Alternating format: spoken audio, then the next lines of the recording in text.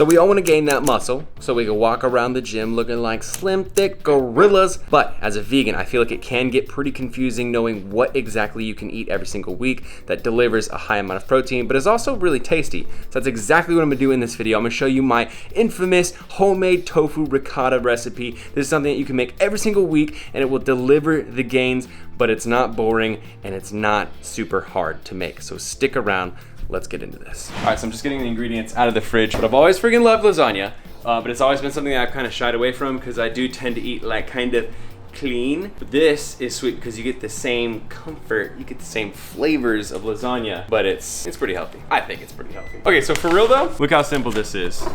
It takes almost nothing, and when you eat this, I swear you're gonna be amazed and you feel like you like did some super chef stuff. The one major disadvantage for me is that I don't have my Vitamix anymore and I don't have my food processor anymore because we're in the middle of moving. And so all I have is this magic bullet that they have here at this Airbnb, which works, but it's not very big. So I have to make this in a few different batches.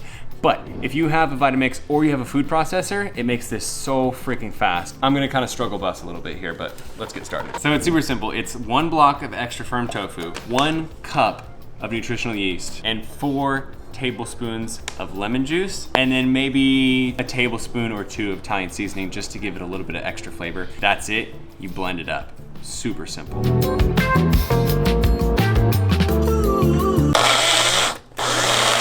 I miss my food processor. What is the magic bullet even for? Yeah, you're right. Yeah, Sam just said I need more liquid. Okay, Sam is correct. I need more liquid. In a normal food processor, you wouldn't, but just because I'm using the magic bullet, I'm gonna put a little bit of water in here. Attempt number 2. Okay, now it's a little too liquidy. That is more like the texture you want. Like really thick and also still has a little bit of some bumps to it because that's what makes it taste texture-wise like ricotta. All right. Okay, so this is the texture that we have gotten. This is pretty much perfect. It might be a little thicker for you.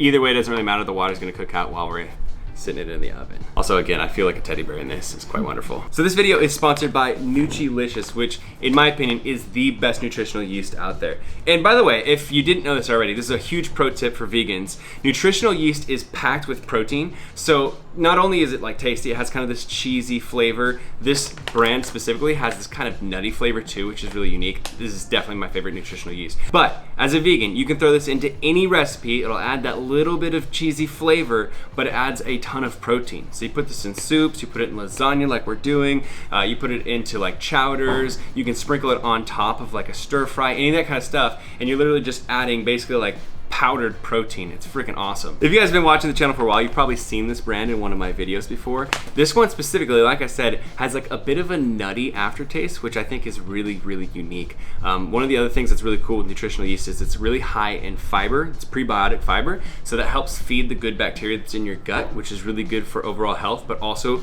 if you're someone who bloats or digests, you know, in a kind of funky way, it'll help with that a lot. So if you guys want to check it out, Nutrilicious, really, really good nutritional yeast. They were kind enough to give up to 55% off if you use the link in the description below, depending on how big of a quantity you get. And then they also throw in 2 free digital recipe ebooks. So again, link in the description below. We now have our ricotta, and it is time to build this lasagna. All right, so not being at my house kind of sucks. This is a bigger pan than I would usually use. It usually would be like that much off of it, so it'd be more square. But that's okay, we're gonna work with it. So we got our lasagna noodles. Fun fact, you actually don't need to boil them. A lot of people, that's why they're afraid of lasagna, because it takes forever to boil them and stuff. This is a no boil recipe. You're just gonna put this straight in the oven. It'll be done pretty soon, about 40 minutes. Okay, so we're gonna take our tomato sauce and put just a little bit on the ground floor there, because this will help it keep from sticking. I know someone's gonna comment about how uncultured we are using Prego. We have this other brand called Tantilo that we really like, but they stopped being stocked in stores. So now we're eating Prego. All right, sauce on the bottom, layering the noodles. And then, like I said, this is usually how big our pan is. So then we got 1 on top to fill in the space. And then we're just going to very generously layer on ricotta, sauce on the next layer, ricotta. So yeah, we're doing 3 layers on this. You could do more if you wanted to, because we have a pretty deep pan, but 3 is kind of perfect for me in my opinion. Okay, and then the way that we make this without having to boil the noodles first is that we're gonna add some water to this, and we're not gonna cover it while it's in the oven. That way the water will dehydrate, it'll, you know, evaporate out of the pan, but that water will help cook the noodles. That way we just take away a whole step So depending on how big your pan is, you use like a cup to 2 cups of water. I'm gonna use about a cup there. Okay, so now this is done. It's ready to go in the oven. We're gonna put it into the oven at 400 degrees Fahrenheit for, I'd say probably about 30 to 40 minutes. You might wanna, peek in and check on it and stuff, but generally about 40 minutes works for me. Okay, now while that is in the oven cooking, I wanna talk to you guys about what you wanna hear. What are the calories and macros, the nutrition facts of this meal? Also, low-key shout out to my cameraman, my beautiful girlfriend, Sammy. Thank you. So there's one huge tip that you can actually use to boost the protein on this more.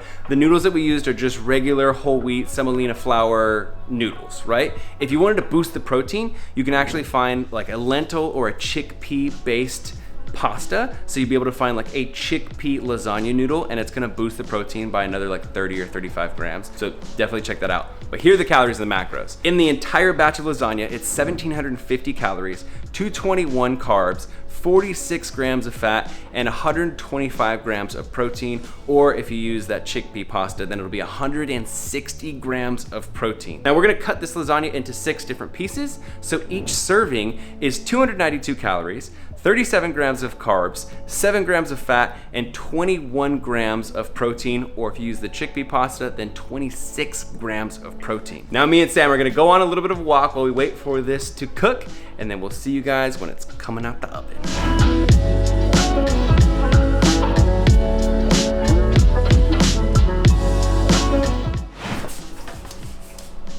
Okay, it's been 40 minutes. We're ready to see how this lasagna looks. All right. Oh. Okay, so you can see there is a little addition that we put on here. I threw some shredded vegan cheese on here just because it's a nice little topper and it looks nice. The one that I used is chow. I've actually never had the field roast chow, but this is like a Mexican cheese blend. I felt like it would go really nice with it. A little bit of heat, okay? Okay, so now what we're gonna do is probably leave this for about 15 minutes so that it can cool down, and then we're just gonna cut across and make it into 6 pieces. This looks like it might be a few more pieces of that, maybe 9 pieces. But yeah, this is pretty much done. All right, let's plate it. All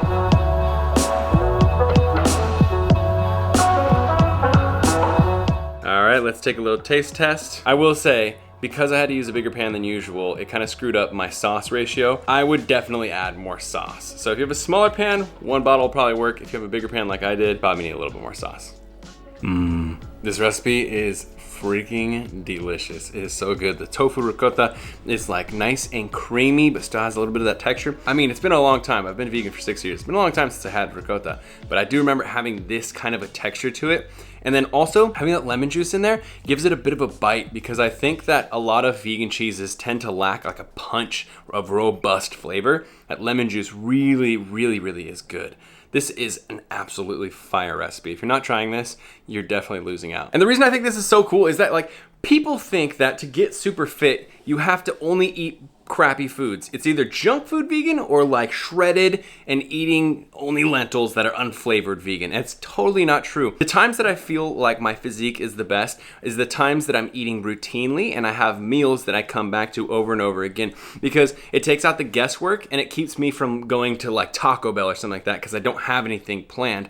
That's when you kind of screw up your diet and you're not hitting your calories, your macros, or you're just not hitting what you need to hit. Subscribe if you're not subscribed already. Again, check out Nutrilicious. I'll put a link to them in the description below, and go make those gains. I will see you sexy, exotic, and erotic vegans in the next video. Peace. Team Beyond the Week.